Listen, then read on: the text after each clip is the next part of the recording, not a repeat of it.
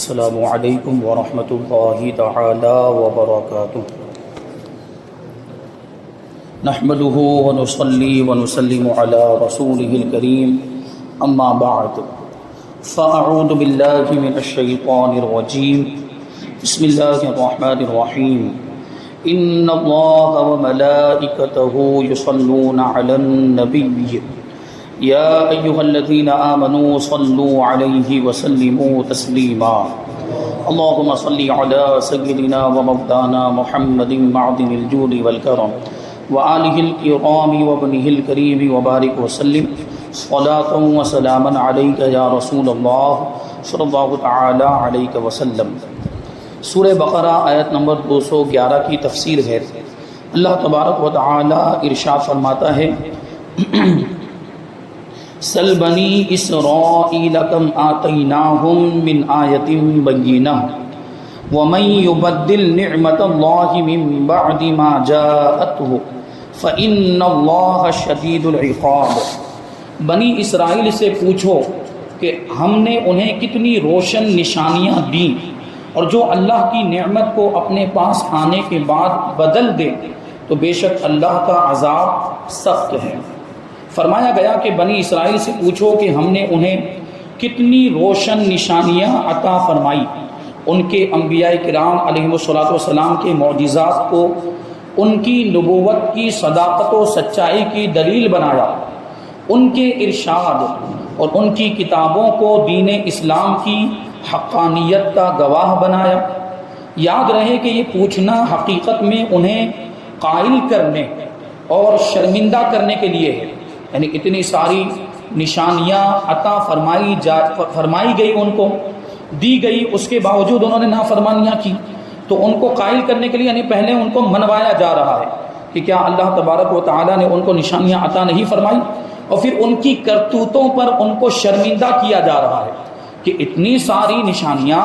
اور اتنے سارے دلائل اور معجزات دیکھنے کے باوجود بھی وہ ماننے کے لیے تیار نہیں ہوئے۔ ان کی اپنی نافرمانیوں کے باوجود اللہ تبارک و تعالیٰ کی مہربانیوں کا اقرار کرایا جا رہا ہے یہاں پر کہ کتنے بڑے نافرمان تھے، اور انبیاء کرام کی گستاخیاں بھی کرتے تھے، انبیاء کرام کو جھٹلاتے بھی تھے، ان کا انکار بھی کرتے تھے، روشن دلائل اور معجزات دیکھنے کے باوجود تو ان کی ان باتوں کا اقرار کروایا جا رہا ہے۔ اور یہ جو فرمایا کہ وَمَن يُبَدِّلْ نِعْمَةَ اللَّهِ، کہ جو اللہ کی نعمت کو بدل دے اس کے پاس آنے کے بعد، اللہ تبارک و تعالیٰ کی نعمت سے مراد یہاں پر اللہ تبارک و تعالیٰ کی روشن نشانیاں ہیں، یعنی آسمانی کتابوں کی آیتیں جو ہدایت کا سبب ہیں اور ان کی بدولت گمراہی سے نجات حاصل ہوتی ہے۔ اللہ کی جو کتابیں ہیں، آسمانی کتابیں ہیں، ان کے ذریعے سے روشنی ملتی ہے، ہدایت ملتی ہے، آدمی گمراہی سے نجات پا جاتا ہے۔ انہی میں سے وہ آیتیں بھی ہیں جن میں سرکار دو عالم صلی اللہ علیہ وسلم کی نعت و صفت اور حضور پر نور صلی اللہ علیہ وسلم کی نبوت و رسالت کا بیان ہے۔ اور یہود و نصارہ کا اپنی کتابوں میں تحریف کرنا،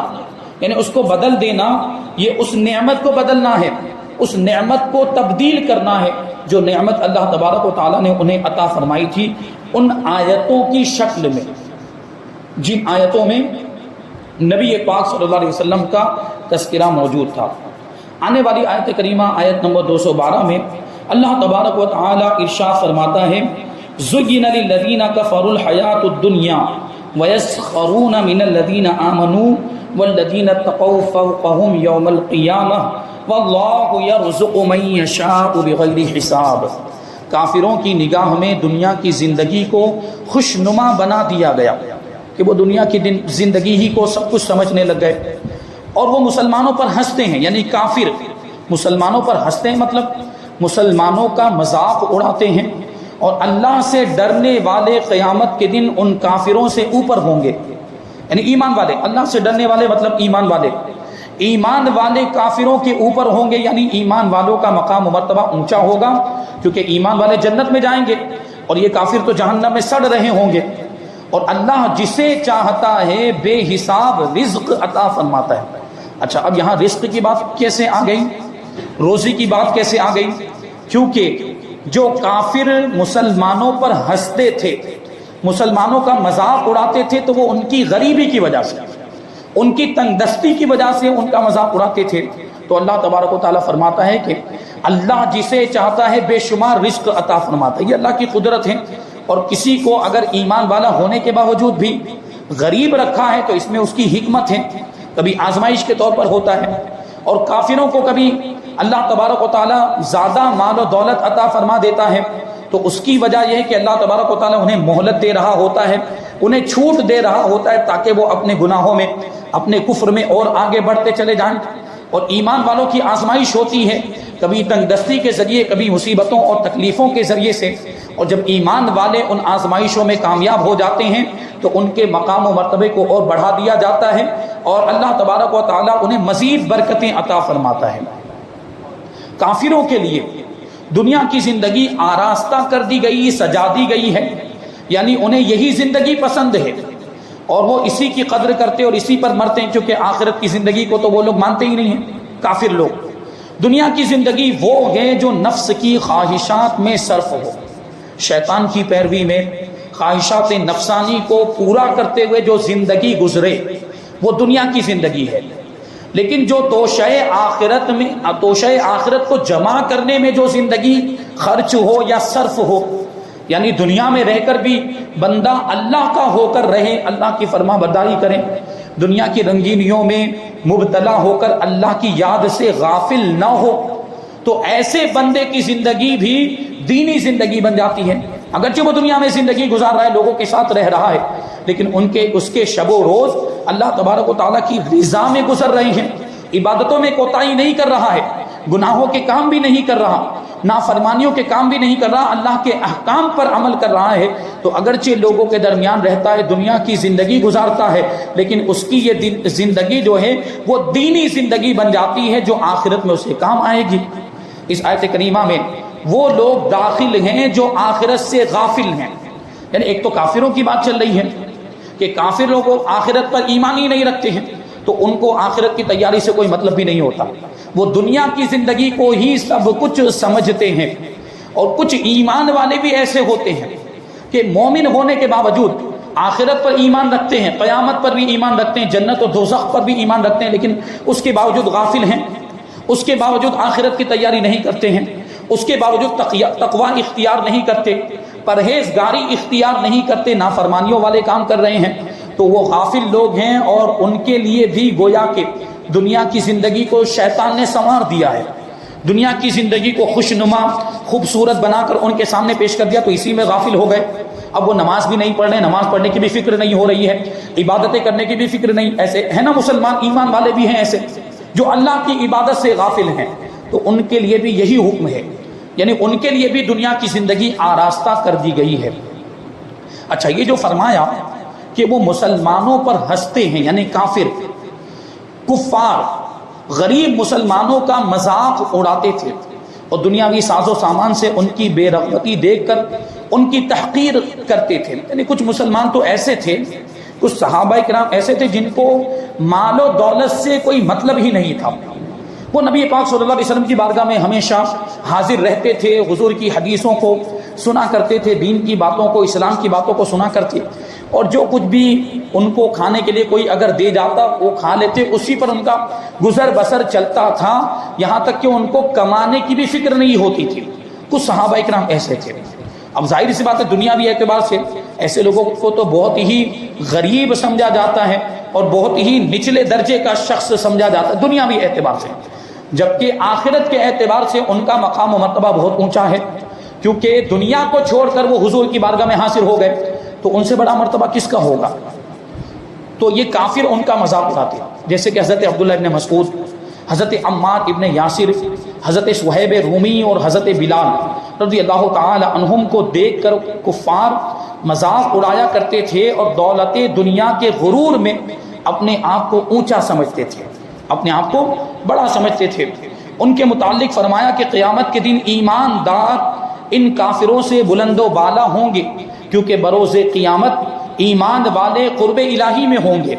جنت میں ہوں گے، اللہ کی رحمتوں میں ہوں گے، اور کفار جہنم میں ذلیل و خوار ہو رہے ہوں گے۔ تو پھر مقام و مرتبہ بڑا کس کا ہوا؟ ایمان والوں کا ہوا۔ تو یہ دنیا کی دولت، یہ دنیا کی چیزیں، یہ دنیا کا ساز و سامان تو یہی رہ جائے گا۔ اگر کوئی غریب بھی ہے لیکن ایمان والا ہے تو اللہ کی بارگاہ میں اس کا بڑا مرتبہ ہے۔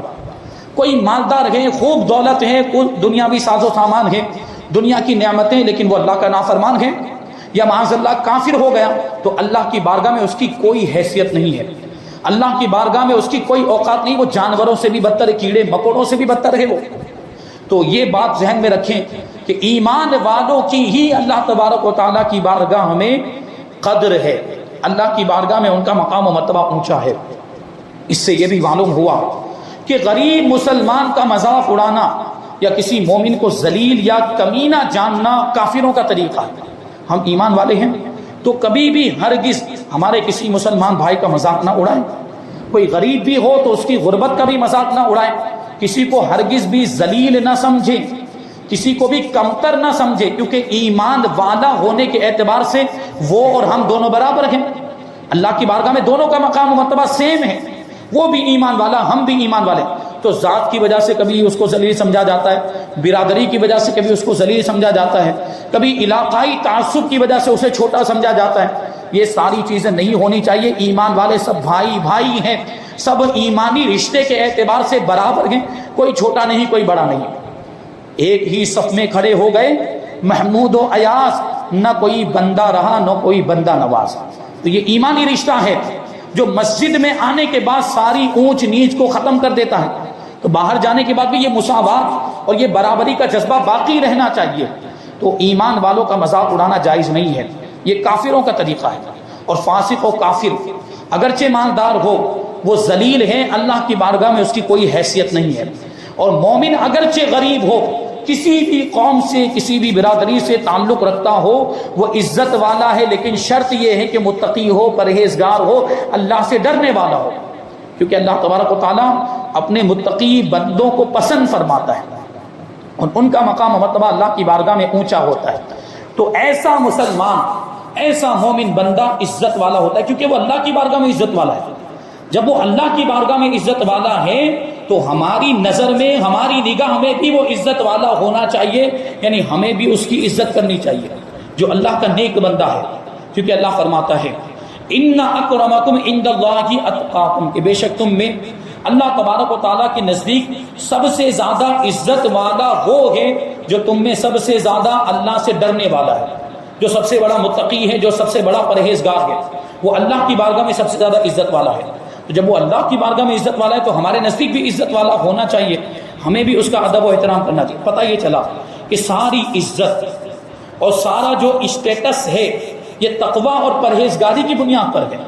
دنیا داری کے اعتبار سے نہیں ہے، مال و دولت کے اعتبار سے نہیں ہے، برادری اور علاقے کے اعتبار سے نہیں ہے، قومیت کے اعتبار سے نہیں ہے، اور ملک شہر کی وجہ سے نہیں ہے، زبانوں کی وجہ سے نہیں ہے۔ اللہ تبارک و تعالیٰ کی بارگاہ میں حضور نے فرمایا کہ کسی عجمی کو کسی عربی پر کوئی فضیلت نہیں ہے، کسی گورے کو کسی کالے پر کوئی فضیلت نہیں ہے، کسی کالے کو کسی گورے پر کوئی فضیلت نہیں ہے۔ اگر فضیلت ہے تو تقویٰ اور پرہیزگاری کی بنیاد پر ہے۔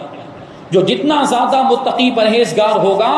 اللہ کی بارگاہ میں اس کا مرتبہ اتنا ہی بڑا ہوگا۔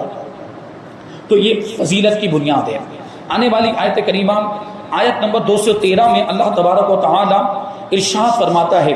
کان الناس امۃ واحدہ فبعث اللہ النبیین مبشرین ومنذرین وانزل معهم الکتاب بالحق لیحکم بین الناس فیما اختلفوا فیہ وما اختلف فیہ الا الذین اوتوہ من بعد ما جاءتهم البینات بغیا بینہم فہدى اللہ الذین آمنوا لما اختلفوا فیہ من الحق بإذنہ واللہ یہدی من یشاء الی صراط مستقیم۔ تمام لوگ ایک دین پر تھے، ایک شریعت پر تھے، ایک دین پر تھے، تو اللہ نے انبیاء بھیجے۔ اچھا یہ کس وقت کی بات ہو رہی ہے؟ ابھی آگے آئے گا۔ اللہ تبارک و تعالیٰ نے انبیاء اکرام کو بھیجا خوشخبری دیتے ہوئے اور ڈر سناتے ہوئے، یعنی ایمان والوں کو جنت کی خوشخبری دیتے ہوئے اور نافرمانوں کو، کافروں کو ڈراتے ہوئے، جہنم سے ڈراتے ہوئے انبیاء اکرام کو بھیجا۔ یہ انبیاء اکرام کی ذمہ داری ہوتی ہے کہ وہ ایمان والوں کو، فرما برداروں کو جنت کی خوشخبری دیتے ہیں، اور نافرمانوں کو یا منکروں کو تکذیب کرنے والوں کو، جھٹلانے والوں کو ڈر سناتے ہیں، جہنم سے ڈراتے ہیں، اور ان کے ساتھ سچی کتاب اتاری نبیوں کے ساتھ، تاکہ وہ لوگوں کے درمیان ان کے اختلافات میں فیصلہ کر دے، وہ کتاب فیصلہ کر دے۔ اور جن لوگوں کو کتاب دی گئی انہوں نے ہی اپنے باہمی بغض و حسد کی وجہ سے کتاب میں اختلاف کیا، وہ کتاب کے تعلق سے ہی جھگڑا کرنے لگ گئے، آسمانی کتابوں کے تعلق سے۔ یہ اختلاف جو تھا، یہ جھگڑا جو تھا، انہوں نے اس کے بعد کیا کہ ان کے پاس روشن احکام آ چکے تھے، تو اللہ نے ایمان والوں کو اپنے حکم سے اس حق بات کی ہدایت دی جس میں لوگ جھگڑ رہے تھے، اور اللہ جسے چاہتا ہے سیدھی راہ دکھاتا ہے۔ یعنی اللہ تبارک و تعالیٰ نے ایمان والوں کی رہنمائی فرمائی کہ یہ دونوں گروپ، یہ جو دونوں گروہ ہیں جو آپس میں جھگڑا کریں، ان میں سے حق پر کون ہے، سچی بات کون سی ہے، حق بات کون سی ہے۔ اللہ تبارک و تعالیٰ نے ایمان والوں کو اس کی رہنمائی فرمائی اور اس کی ہدایت دی۔ اب یہ بتا رہے ہیں کہ یہ جو فرمایا گیا کہ لوگ ایک دین پر تھے، تمام لوگ حضرت آدم علیہ السلام کے زمانے سے لے کر حضرت نوح علیہ السلام کے زمانے تک سب لوگ ایک ہی دین اور ایک ہی شریعت پر تھے۔ حضرت آدم علیہ السلام کی شریعت، وہ حضرت نوح علیہ السلام کے زمانے تک لوگ اسی پر عمل کرتے رہے۔ انبیاء کرام آئے بھی ہیں، حضرت نوح علیہ السلام سے پہلے بھی انبیاء کرام تشریف لائے، لیکن وہ اسی شریعت کو فالو کرنے والے تھے اور اسی شریعت کی تبلیغ کرنے والے تھے، اسی شریعت کی دعوت دینے والے تھے جو انبیاء کرام حضرت نوح علیہ السلام سے پہلے تشریف لائے۔ پھر ان میں اختلاف ہوا، یعنی دین کے معاملات میں جھگڑا کرنے لگ گئے، شریعت کے معاملات میں جھگڑا کرنے لگ گئے، ایسا نہیں ہونا چاہیے، ایسا ہونا چاہیے، یہ جائز ہونا چاہیے، یہ ناجائز ہونا چاہیے، یہ حلال ہونا چاہیے، حرام، یعنی اپنی مرضی سے جو چاہے وہ لوگ شریعت میں دخل اندازی کرنے لگ گئے۔ تو یہ جب بے راہ روی اور گمراہیت کے معاملات زیادہ ہو گئے تو اللہ تبارک و تعالیٰ نے حضرت نوح علیہ السلام کو مبعوث فرمایا، یعنی دنیا میں بھیجا۔ یہ بعثت کے اعتبار سے سب سے پہلے رسول ہیں۔ حضرت آدم علیہ السلام بھی نبی ہیں، اور حضرت آدم علیہ السلام کے بعد بھی بہت سارے انبیاء کرام آئے، لیکن وہ بھی سب نبی تھے۔ حضرت نوح علیہ السلام پہلے رسول ہیں۔ نبی اور رسول میں کیا فرق ہوتا ہے، میں نے اس سے پہلے بتایا تھا کہ ہر رسول نبی ہوتا ہے لیکن ہر نبی رسول نہیں ہوتا۔ رسول عام طور پر اس کی بہت ساری تعریفات کی گئی ہے، لیکن رسول عام طور پر اس نبی کو کہا جاتا ہے جو نئی شریعت لے کر آئے۔ تو ابھی تک تو حضرت آدم علیہ السلام کی شریعت چل رہی تھی، اب حضرت نوح علیہ السلام دنیا میں تشریف لائے اور نئی شریعت لے کر آئے جو حضرت نوح علیہ السلام کی طرف منسوب تھی، حضرت نوح علیہ السلام کی شریعت تھی۔ رسولوں کا سلسلہ شروع ہو گیا یہاں سے، نیز لوگوں کی ہدایت کے لیے بہت سے انبیاء کرام اور رسولان اعظام علیہ السلام کو کتابیں اور صحیفے عطا کیے گئے، جیسے حضرت آدم، حضرت شیس اور حضرت ادریس علیہ السلام پر صحیفے نازل ہوئے، اور حضرت موسیٰ علیہ السلام پر توریت نازل ہوئی، حضرت داؤد علیہ السلام پر زبور اور حضرت عیسیٰ علیہ السلام پر انجیل نازل ہوئی، اور ہمارے آقا خاتم النبیین حضرت محمد مصطفیٰ صلی اللہ علیہ وسلم پر قرآن نازل ہوا۔ انبیاء کرام علیہ السلام کی ہدایات آ جانے کے بعد بھی لوگوں نے اختلاف کیا، جیسے یہود و نصارہ نے اپنی کتابوں میں اختلاف کیا اور آپس کے حسد کی وجہ سے کتاب اللہ کو بھی مشق ستم بنانے سے باز نہ آئے، یعنی کتاب اللہ کو بھی پسے پشت ڈال دیا، اللہ کے کلام کو، یعنی اس کو ماننے سے انکار کر دیا، اور اس میں اپنی مرضی سے ان لوگوں نے تبدیلیاں کرنا شروع کر دیا، یہاں تک کہ اللہ تعالیٰ نے مسلمانوں کو حضور پر نور صلی اللہ علیہ وسلم کے ذریعے حق کی ہدایت عطا فرمائی۔ چنانچہ یہود و نصارہ کو جن باتوں میں اختلاف تھا ان میں جو حق تھا اللہ تبارک و تعالیٰ نے وہ مسلمانوں کو سمجھا دیا، ایمان والوں کو بتا دیا گیا کہ یہ جو اختلاف کر رہے ہیں اس میں سچائی پر کون ہے، حق پر کون ہے، سچی بات کس کی ہے، یہ ایمان والوں کو بتا دیا گیا، صحیح طریقے پر سیدھے راستے پر کون ہے وہ بتا دیا گیا۔ تو ان میں سے بعض لوگ تو وہ تھے یہود و نصارہ میں سے جو اللہ تبارک و تعالیٰ کی طرف سے، اللہ تبارک و تعالیٰ کی توفیق سے ان کے دل میں ہدایت کا چراغ روشن ہوا، ایمان کا چراغ روشن ہوا، اور انہوں نے نبی پاک صلی اللہ علیہ وسلم کی نبوت کو تسلیم کر لیا۔ جانتے تو سب تھے یعنی سب کو معلومات تھی کہ ایک نبی ایسے آنے والے ہیں جو آخری نبی ہوں گے، جو خاتم النبیین ہوں گے، ان کے بعد کوئی نبی نہیں آئے گا، اور ان کو ماننا، ان پر ایمان لانا ہی نجات کا ذریعہ ہے۔ حضور کی نشانیاں، حضور کی علامتیں سب جانتے، بار بار بیان ہوا۔ لیکن جب حضور پاک صلی اللہ علیہ وسلم تشریف لائے، ابھی سوچنے جیسی بات ہے کہ وہ اپنی کتابوں میں جب اختلاف کر رہے تھے، توریت میں، انجیل میں جب جھگڑا کر رہے تھے، اور ان کتابوں کو ان لوگوں نے تبدیل کر دیا تھا، تو ایسے لوگ وہ کیسے آسانی کے ساتھ نبی پاک صلی اللہ علیہ وسلم کو مان لیتے، جو خود اختلافات میں پڑے ہوئے تھے، اپنے دین کے معاملے میں آپس میں الجھے ہوئے تھے، تو وہ حضور کو کیسے تسلیم کر لیتے؟ تو جو نہیں ماننے والے تھے زیادہ تر وہ ایسے ہی لوگ تھے جو اپنے دین کے تعلق سے بھی کنفیوژن میں مبتلا تھے،